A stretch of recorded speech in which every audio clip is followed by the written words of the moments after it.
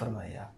ईद उल फित्र का एक दिन, ईद उल एक दिन, फिर बड़ी ईद का जिसे कहते हैं ईद उल अज़हा 10 ज़ुल्हिज्जा, 10 वो हमारी ईद का दिन होता है।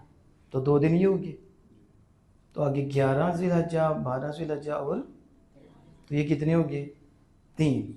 तो टोटल कितने हो गए? ईद उल फित्र, ईद उल अज़हा 2, 3 दिन उसके बाद, ये 5 दिन हैं जिनमें नबी अकरम सल्लल्लाहु अलैहि वसल्लम ने रोज़ा रखने से। आपको बना कि मेरा बड़ा दिल चाहता है तो मैं तो बड़ी इबादत करने वाला हूँ, लिहाजा मैंने रोज़ा रखना है, का गुनाहगार होगे।